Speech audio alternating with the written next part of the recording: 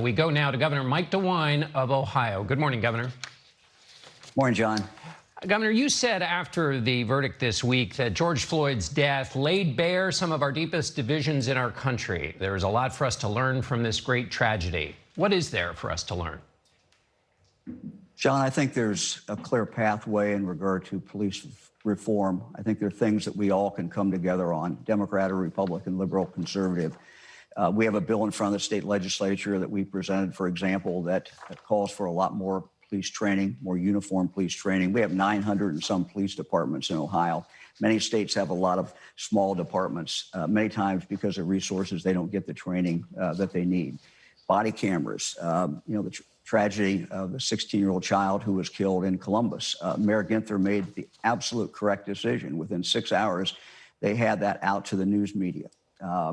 But not every police department in this country has body cameras because of the cost. So, we presented a bill to the legislature that would provide funding for body cameras for police departments.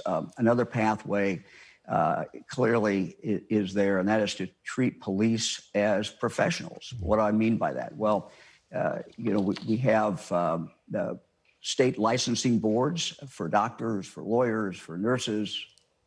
We should do the same thing for police so that when there is a complaint against a police officer, state licensing board can deal with that. These are common sense things that we can do, should not be controversial. We can all get behind. I want to get to some of those reforms in a minute. You mentioned the Ma'Khia Bryant case. You support the release of the video. When you were Attorney General, you called for an outside prosecutor in these kinds of instances. Should there be one in this case?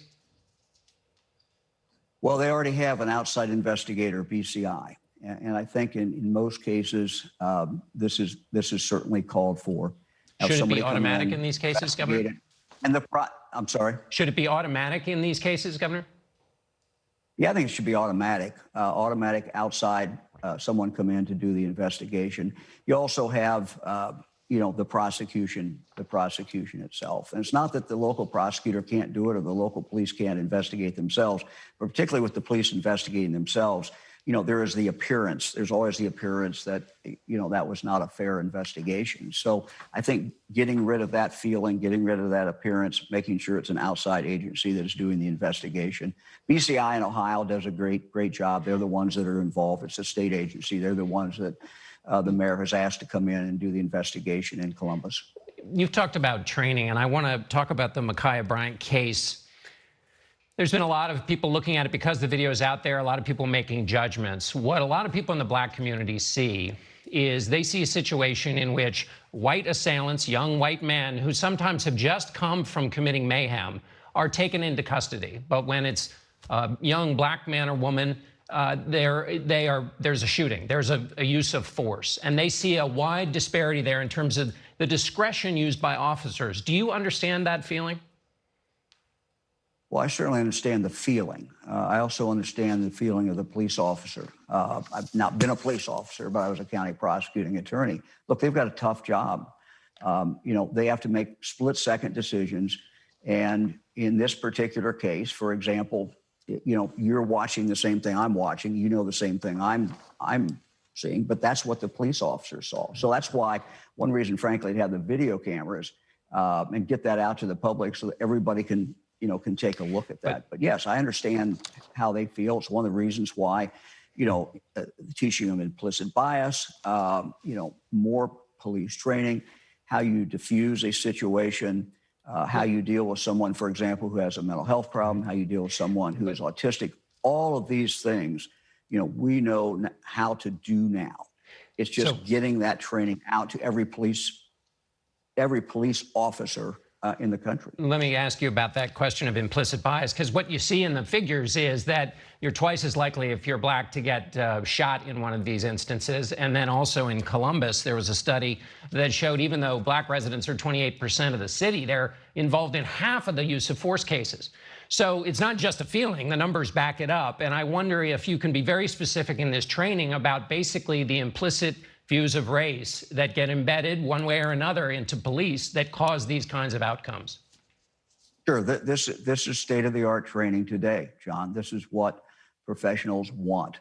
And, you know, I've never met a police officer yet who didn't want more training. And this is part of that kind of training. Absolutely. This is something that, you know, I did when I was Attorney General. It's something that we want to spread out with more police training, continuous police training every single year, even the smallest department. That's what we should have. Let me ask you about qualified immunity, a piece of jargon we hear about a lot.